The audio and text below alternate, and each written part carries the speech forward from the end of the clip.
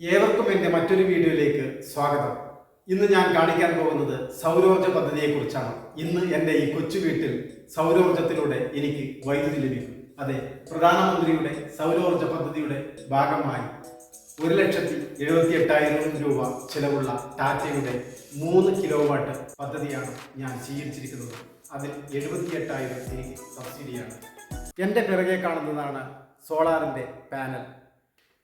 3 kilo വാട്ടാണ് നിങ്ങൾക്ക് സ്ഥാപിക്കേണ്ടത് എങ്കിൽ അതിനാവശ്യമായത് ഇതുപോലുള്ള 6 പാനലുകളും, 5 കിലോ വാട്ടാണ് വേണ്ടതെങ്കിൽ 9 മുതൽ 10 പാനൽ നമുക്ക് ആവശ്യമായിട്ടുള്ളത്. 1 മീറ്ററിലൂടെ നാം ഉൽപ്പാദിപ്പിക്കുന്ന സോളാർ വൈദ്യുതി KSEBിയിലേക്ക് കൊടുക്കുന്നു. തിരിച്ച് വേറൊരു മീറ്ററിലൂടെ സാധാരണ നമ്മൾ ഉപയോഗിക്കുന്നത് പോലെ വൈദ്യുതി നമ്മുടെ വീട്ടിലേക്ക് എത്തുന്നു. ഇനി ഇതിൻ്റെ ലോൺ എത്രയാണ് നമുക്ക് EMI വരിക എന്ന സംശയം നിങ്ങൾക്കുണ്ടാവും. വെറും 2,000 രൂപയിൽ കുറവാണ് ഇതിൻ്റെ EMI. 2,000 രൂപയിൽ കുറവായിട്ടുള്ള EMI നിങ്ങൾ അടക്കുകയാണെങ്കിൽ നിങ്ങൾക്ക് 5 വർഷം കൊണ്ട് ഇത് സ്വന്തമായി ലഭിക്കുകയും ചെയ്യും. ഉദാഹരണമായി 100 യൂണിറ്റ് വൈദ്യുതിയാണ് നാം KSEBിക്ക് കൊടുക്കുന്നത് എന്ന് വെക്കാം. നാം ഉപയോഗിക്കുന്നത് വെറും 80 യൂണിറ്റ് ആണെങ്കിൽ 20 യൂണിറ്റിൻ്റെ പൈസ KSEB നമുക്ക് തിരിച്ചു തരും. ഇനി അതല്ല, 110 യൂണിറ്റാണ് നാം ഉപയോഗിക്കുന്നത്, നാം കൊടുക്കുന്നതോ വെറും 100 ആണെങ്കിൽ 10 യൂണിറ്റിൻ്റെ പൈസ ബില്ലിൽ നാം KSEBിക്ക് നൽകേണ്ടി ഇരിക്കുന്നു. അതാണ് ഇതിൻ്റെ സിസ്റ്റത്തിൻ്റെ ലളിതമായ കാര്യം. ടാറ്റയുടെ സോളാറാണ് നിങ്ങൾ വെക്കാൻ ഉദ്ദേശിക്കുന്നതെങ്കിൽ ഇതിൻ്റെ 90% മെറ്റീരിയലും ടാറ്റയുടെ മാത്രമാണ്. അതുകൊണ്ട് തന്നെ ഗ്യാരണ്ടിയുടെ കാര്യത്തിൽ നാം പേടിക്കാനേ ഇല്ല. 25 കൊല്ലമാണ് ടാറ്റ നമുക്ക് ഗ്യാരണ്ടി തരുന്നത്. ഈ സുവർണാവസരം നിങ്ങൾ ഓരോരുത്തരും വിനിയോഗിക്കണമെന്നാണ് എൻ്റെ അഭ്യർത്ഥന. കണ്ണൂരിലെ സ്റ്റേറ്റ് ബാങ്ക് ഓഫ് ഇന്ത്യയുടെ മെയിൻ ബ്രാഞ്ചിൽ നിന്നാണ് എൻ്റെ ലോൺ പാസ്സായത്. ഒരു ദിവസം കൊണ്ടാണ് ലോൺ പാസ്സാക്കി തന്നത്. ഇത് ടാറ്റയുടെ വർക്കേഴ്സാണ്. അവർ 6 പേരാണ് വന്നത്. അങ്ങനെ എൻ്റെ കോർട്ട്യാർഡിലൂടെയാണ് പാനൽ മുകളിലേക്ക് കയറ്റിയിരിക്കുന്നത്. വളരെ എഫിഷ്യൻ്റായിട്ടുള്ള വർക്കേഴ്സിനെയാണ് അവർ നമുക്ക് തന്നത്.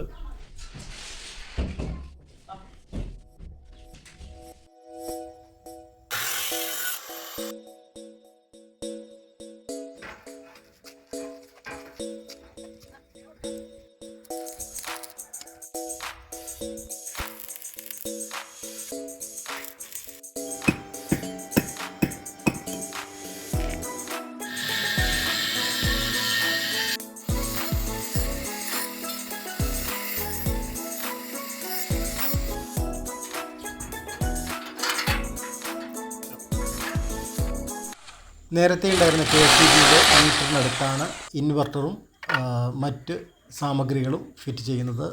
ടാറ്റയുടെ ഇലക്ട്രീഷ്യനാണ് ഈ കാണുന്നത്. ടാറ്റയുടെ ഓരോ വർക്കും വളരെ സൂക്ഷ്മമായാണ് അവർ ചെയ്തുകൊണ്ടിരിക്കുന്നത്.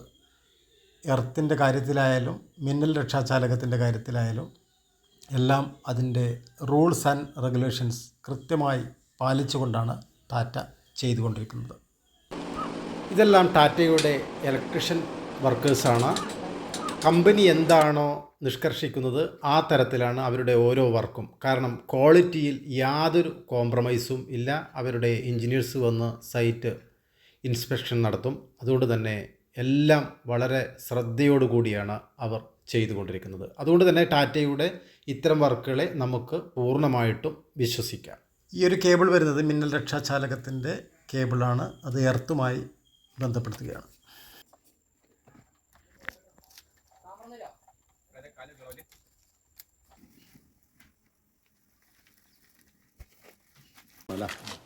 ഇത് DC-DB, ഇത് ഇൻവേർട്ടർ, ഇത് AC-DB. ഇതിനകത്ത് നിന്ന് മണ്ടേന്ന് വരുന്ന DC ഇതിനകത്ത് വരുന്നു. AC ആക്കിയിട്ട് അങ്ങോട്ടേക്ക് വിടുന്നു. ഇൻവേർട്ടറിൽ നിന്ന് AC ആക്കിയിട്ട് അങ്ങോട്ടേക്ക് വിടുന്നു. KSEBിലേക്ക് വിടുന്നു. മൂന്നാമത്തെയാണ് AC-DB വരുന്നത്. ഇതും AC-യുടെ ഒരു സംഭവം തന്നെ. ഇതിനകത്ത് AC ആക്കി ഇതിനകത്ത് നിന്ന് കൺട്രോൾ ചെയ്തിട്ട് അങ്ങോട്ട് പോകുന്നു. പിന്നെ മറ്റേ ലാസ്റ്റത്തെയാണ് സോളാറിൻ്റെ മീറ്റർ വന്നേക്കുന്നത്. സോളാറിൻ്റെ മീറ്റർ റീഡിംഗ് ഒക്കെ കാണാൻ പറ്റും. ഇതിലാണ് KSEB റീഡ് ചെയ്യുന്നത്. ഇനി KSEBിൻ്റെ വേറെ മീറ്റർ വരും. വേറെ മീറ്റർ നമ്മുടെ ഈ വീടിൻ്റെ മീറ്റർ മാറ്റിയിട്ട് ഈ മീറ്റർ മാറ്റിയിട്ട്. അതെന്താ ഈ മീറ്ററിന് അവർ ഉപയോഗിക്കാത്തത്? ഇത് സിംഗിൾ ഡയറക്ഷൻ മീറ്ററാണ്. ഇനി വരുന്ന ബൈ ഡയറക്ഷൻ മീറ്റർ വരുള്ളൂ. ഓക്കെ. ഇലക്ട്രീഷ്യൻ പറയുന്നത് ഇത് DC-DB, ഇൻവെർട്ടർ, AC-DB. മുകളിൽ നിന്ന് വരുന്ന വൈദ്യുതി DC ഇൻവെർട്ടറിലൂടെ AC ആക്കി മാറ്റി KCBയിലേക്ക് വിടുന്നു. മറ്റൊന്ന് സിംഗിൾ ഡയറക്ഷൻ മീറ്റർ മാറ്റി ബൈ ഡയറക്ഷൻ മീറ്റർ സ്ഥാപിക്കും. അതാണ് അദ്ദേഹം നമുക്ക് വിവരിച്ച് തന്നത്. നിലവിലുള്ളത് സിംഗിൾ ഡയറക്ഷൻ മീറ്ററാണ്. ഈ മീറ്റർ മാറ്റി ബൈ ഡയറക്ഷൻ മീറ്റർ KCB സ്ഥാപിക്കുന്നു. അതോടുകൂടി വർക്ക് ഫിനിഷ്.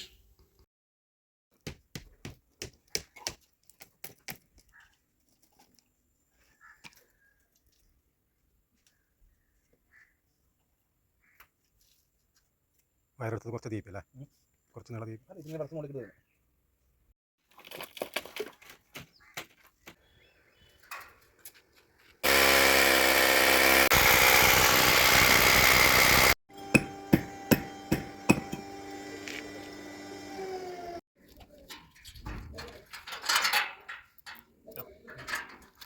അങ്ങനെ സ്ട്രക്ചർ വർക്ക് ഓൾമോസ്റ്റ് ഫിനിഷായി. അതിന് പെയിൻ്റൊക്കെ ചെയ്തിരിക്കുകയാണ്.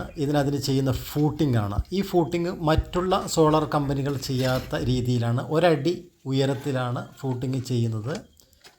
അതിന് കൃത്യമായ മാനദണ്ഡങ്ങളും വർക്ക് രീതികളും ടാറ്റയ്ക്കുണ്ട്. അത് കൃത്യമായി അവർ പരിപാലിച്ചു പോകുന്നുണ്ട്. ഒരടിയിൽ അധികം ഹൈറ്റിലാണ് ഫൂട്ടിംഗ് ചെയ്യുന്നത്. അതുകൊണ്ട് തന്നെ നമ്മുടെ ഈ സ്ട്രക്ചറിൻ്റെ തൂണുകൾ നല്ല ബലത്തോടുകൂടി നമ്മുടെ കോൺക്രീറ്റോട് ചേർന്ന് നിൽക്കുന്നതായിരിക്കും. സ്ട്രക്ചർ വർക്ക് ഫിനിഷായതിന് ശേഷമാണ് സോളാർ പാനലുകൾ അതിന് മുകളിൽ ഫിറ്റ് ചെയ്യുന്നത്. 6 പാനലുകളാണ് 3 കിലോ വാട്ടിന് വേണ്ടി ആവശ്യമായിട്ടുള്ളത്. ഇത് കൃത്യമായി സൂര്യപ്രകാശം ലഭിക്കുന്ന തരത്തിൽ തന്നെയാണ് ഫിറ്റ് ചെയ്യേണ്ടത്.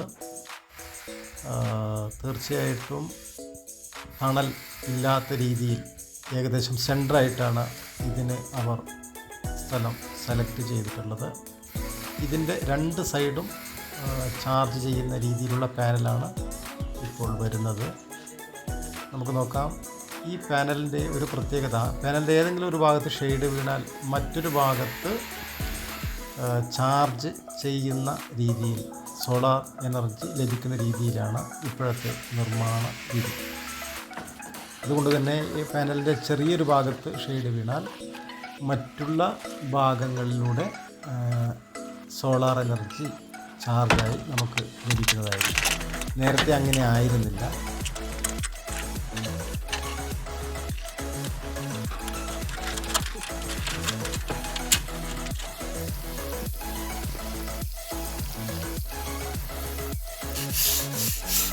പൂപ്പൽ പിടിച്ച ഭാഗം ബ്ലീച്ച് പൗഡർ ഉപയോഗിച്ച് നന്നായി ഞാൻ ക്ലീൻ ചെയ്തു. ഇത് ചെയ്യാനുള്ള കാരണം, കമ്പനി ആവശ്യപ്പെട്ടത് ഈ കോൺക്രീറ്റ് വാർപ്പിൻ്റെ മുകളിൽ അല്ലെങ്കിൽ ഈ സോളാർ പാനലിൻ്റെ അടിവശത്ത് വൈറ്റ് സിമെൻ്റ് അടിക്കുകയാണെങ്കിൽ കൂടുതൽ ഊർജം ലഭിക്കുമെന്നുള്ളത്. കാരണം ആ വെള്ള കളർ സൂര്യപ്രകാശത്തിൽ റിഫ്ലക്റ്റ് ചെയ്യുമ്പോൾ നമുക്ക് കൂടുതൽ പ്രകാശം കിട്ടുകയും അതിൻ്റെ സോളാർ പാനലിൻ്റെ അടിവശത്ത് കൂടി ചാർജ് ആവുകയും ചെയ്യും. അതുകൊണ്ടാണ് ഞാൻ ഇങ്ങനെ ചെയ്യുന്നത്. ഇതിന് വേറൊരു കാരണവും കൂടിയുണ്ട്. എൻ്റെ ഒറ്റനില വീടായതുകൊണ്ട് ചൂട് കൂടുതലാണ്. മറ്റൊന്ന്, മഴക്കാലം ലീക്കുമുണ്ട്. അതുകൊണ്ട് തന്നെ ഡാം പ്രൂഫ് എന്ന ഏഷ്യൻ പെയിൻറ്റിൻ്റെ വാട്ടർ പ്രൂഫ് പെയിൻ്റ് ഉണ്ട്. അത് അല്പം വില കൂടിയതാണ്. അതടിക്കാനാണ് ഞാൻ തീരുമാനിച്ചത്. 10 ലിറ്റർ വാങ്ങി. അങ്ങനെ ഈ സർഫേസ് കംപ്ലീറ്റ് ക്ലീൻ ചെയ്തതിന് ശേഷം ഈ വെള്ള പെയിൻ്റ് അടിച്ചു. നിങ്ങൾക്ക് വേണമെങ്കിൽ വൈറ്റ് സിമെൻറ്റ് അടിച്ചാൽ മതി, ചിലവ് കുറയും. പക്ഷേ ഞാൻ അടിക്കാൻ കാരണം ഒന്ന് ചൂട് കുറക്കാനും മറ്റൊന്ന് വാർപ്പിൻ്റെ ലീക്ക് ഒഴിവാക്കാനും വേണ്ടിയുള്ള ഒരു പരിപാടിയാണ് ചെയ്തത്. അങ്ങനെ ചെയ്യുകയാണെങ്കിൽ നമുക്ക് പല കാര്യങ്ങളും പല ഗുണങ്ങളും ഉള്ളതുകൊണ്ടാണ് ഞാൻ അങ്ങനെ ചെയ്തത്.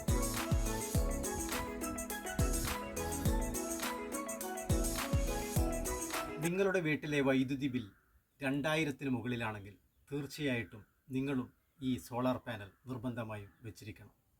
കാരണം നിങ്ങളുടെ ഇലക്ട്രിസിറ്റി ബില്ലിൻ്റെ തുക മാത്രമേ EMI ആയി വരികയുള്ളൂ. സ്റ്റേറ്റ് ബാങ്ക് വളരെ ഉദാരമായാണ് ഈ ലോൺ കൊടുക്കുന്നത്.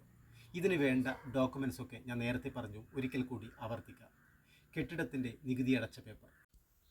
ഇവിടെ നിങ്ങൾ ശ്രദ്ധിച്ചാൽ കാര്യം മനസ്സിലാവും. ഇതിൻ്റെ ഓരോ ഫൂട്ടിങ്ങും അത് 1 അടി ഉയരത്തിലാണ് കോൺക്രീറ്റ് ചെയ്തിരിക്കുന്നത്. അതുകൊണ്ട് തന്നെ ഇതിൻ്റെ തൂണുകൾ നല്ല ബലത്തിലാണ് ഫിറ്റ് ചെയ്തിരിക്കുന്നത്.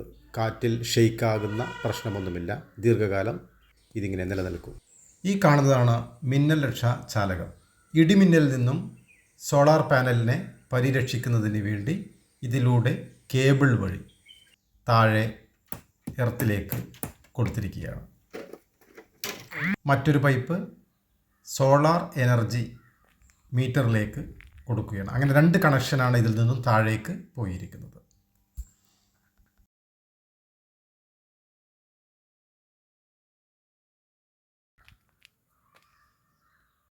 ഇതാണ് ഹാഫ് കട്ട് പാനൽ.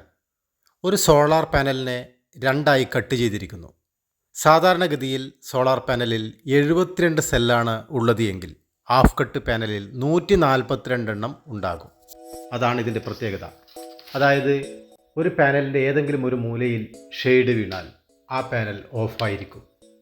എന്നാൽ ഈ പുതിയ ടെക്നോളജിയിൽ ഹാഫ് കട്ട് പാനലിൽ ഏതെങ്കിലും ഒരു മൂലയിൽ ഷെയ്ഡ് വീണാലും ആ പാനൽ ചാർജ് ആകും. അതാണ് ഹാഫ് കട്ട് പാനലിൻ്റെ പ്രത്യേകത. പോളി ക്രിസ്റ്റലൈനും മൾട്ടിപ്പിൾ ക്രിസ്റ്റലൈനും ഇങ്ങനെ 2 വിധത്തിലാണ് ഉള്ളത്. പോളി ക്രിസ്റ്റലൈൻ ബ്ലൂ ആണെങ്കിൽ മൾട്ടിപ്പിൾ ബ്ലാക്ക് ആയിരിക്കും. ഇതിന് വില കൂടുതലും കാര്യക്ഷമത കൂടുതലുമാണ്. ഇതാണ് പുതിയ ടെക്നോളജിയിൽ ഇറങ്ങുന്ന സോളാർ പാനൽ. ഇനി എന്താണ് ബൈഫേഷ്യൽ എന്ന് നോക്കാം. താഴെ നിന്നുമുള്ള ലൈറ്റിനെ ആബ്സോർബ് ചെയ്യാൻ പറ്റുന്ന തരത്തിൽ ഉണ്ടാക്കിയതിനെയാണ് ബൈഫേഷ്യൽ എന്ന് പറയുന്നത്. ഈ കാണുന്ന ഭാഗത്തു കൂടി ചാർജ് ആബ്സോർബ് ചെയ്യുന്നത് കൊണ്ട്, അല്ലെങ്കിൽ ലൈറ്റ് ആബ്സോർബ് ചെയ്യുന്നത് കൊണ്ട് സോളാർ പാനൽ 2 ഭാഗത്തു കൂടെയും ചാർജ് ചെയ്യപ്പെടുന്നു. അത് നമുക്ക് കൂടുതൽ എനർജി ലഭിക്കാൻ സഹായകരമായി മാറുന്നു. വെളുത്ത കളർ സൂര്യപ്രകാശത്തിൽ റിഫ്ലക്റ്റ് ചെയ്യുമ്പോൾ ഇതിൻ്റെ അടിവശത്ത് കൂടി കൂടുതൽ ചാർജ് ഉൽപ്പാദിപ്പിക്കും. അങ്ങനെ നമുക്ക് കൂടുതൽ സൗകര്യം ലഭിക്കും. അതിനുവേണ്ടിയാണ് ഇതിങ്ങനെ 3 കിലോ വാട്ടിൻ്റെ സോളാർ പാനൽ സ്ഥാപിക്കാൻ വേണ്ടി നമുക്ക് ആവശ്യമായി വന്നിട്ടുള്ളത് 1,78,000 രൂപയാണ്. ഇതിൽ 78,000 രൂപ കേന്ദ്ര സർക്കാരിൻ്റെ സബ്സിഡി. അത് നിങ്ങൾക്ക് 1 മാസത്തിനുള്ളിൽ തന്നെ ലഭിക്കുകയും ചെയ്യും. പിന്നെ നിങ്ങളുടെ കാശില്ല എങ്കിൽ ഇതിൻ്റെ 10% ഡൗൺ പേയ്മെൻറ്റ് കൊടുക്കുകയാണെങ്കിൽ ബാക്കി തുക സ്റ്റേറ്റ് ബാങ്ക് ഓഫ് ഇന്ത്യയിൽ നിന്ന് നിങ്ങൾക്ക് ലോണും ലഭിക്കും. ആ ലോണിന് വെറും 6% മാത്രമാണ് പലിശ. ലോണിൻ്റെ കാലാവധി എന്ന് പറയുന്നത് 10 വർഷമാണ്. ഈ 10 വർഷത്തിനിടയിൽ എപ്പോൾ വേണമെങ്കിലും ലോൺ നിങ്ങൾക്ക് ക്ലോസ് ചെയ്യാം. അതുകൊണ്ട് വലിയ പലിശയോ വലിയ ബുദ്ധിമുട്ടോ ഒന്നുമില്ല. KSEB കടക്കുന്ന ഇലക്ട്രിക് ബില്ലിൽ നിന്നും ഒരല്പം തുക മാത്രമേ കൂടുതൽ വരികയുള്ളൂ. ചിലപ്പോൾ അതിൽ നിന്ന് കുറവ് മാത്രമേ വരികയുള്ളൂ. നിങ്ങൾക്ക് 2 AC സുഖമായിട്ട് ഉപയോഗിക്കാം 3 കിലോ വാട്ട് ഉപയോഗിക്കുകയാണെങ്കിൽ. ഇതിന് ആകെ കൊടുക്കുന്നത് 25 വർഷത്തെ ഗ്യാരണ്ടിയാണ് ടാറ്റ കൊടുക്കുന്നത്. 5 വർഷത്തെ സർവീസ് ഗ്യാരണ്ടിയും ഇതിന് ലഭിക്കുന്നു. മറ്റ് കമ്പനികളിൽ നിന്നും ടാറ്റയെ വ്യത്യസ്തമാക്കുന്നത് ടാറ്റയുടെ ക്രെഡിബിലിറ്റി തന്നെയാണ്. പക്ഷെ ടാറ്റ എല്ലാം ഉപയോഗിക്കുന്നത്, അതിൻ്റെ ഓരോ സാധനങ്ങൾ ഉപയോഗിക്കുന്നത് ക്വാളിറ്റിയുള്ള കമ്പനികളിൽ നിന്ന് മാത്രം വാങ്ങിക്കൊണ്ടാണ്. അതുമാത്രമല്ല, ഇത് ഇൻസ്റ്റാൾ ചെയ്തിട്ടുള്ള ഭൂരിഭാഗം സാധനങ്ങളും ടാറ്റയുടെ സ്വന്തമാണ്. അതുകൊണ്ട് തന്നെ ടാറ്റയുടെ ഗ്യാരണ്ടിയുടെ കാര്യത്തിൽ നിങ്ങൾക്ക് ഭയപ്പെടേണ്ട ആവശ്യമേ ഇല്ല. നിങ്ങൾ ആരെങ്കിലും ടാറ്റയുടെ സോളാർ പാനൽ ഇൻസ്റ്റാൾ ചെയ്യാൻ ഉദ്ദേശിക്കുന്നുവെങ്കിൽ ഇതിൻ്റെ അടിയിൽ ഞങ്ങളുടെ കോൺടാക്റ്റ് നമ്പർ കൊടുക്കുന്നതാണ്. നിങ്ങൾക്ക് വേണ്ട എല്ലാ വിവരങ്ങളും ആ ഫോൺ നമ്പറിലൂടെ ലഭിക്കുന്നതായിരിക്കും. ഈ വീഡിയോ നിങ്ങൾക്ക് ഇഷ്ടപ്പെട്ടെങ്കിൽ ലൈക്ക് ചെയ്യുക, കമൻറ്റ് ചെയ്യുക, ഷെയർ ചെയ്യുക. പുതിയൊരു വീഡിയോയുമായി വരുന്നതുവരെ എല്ലാവർക്കും നന്ദി, നമസ്കാരം, ഗുഡ് ബൈ.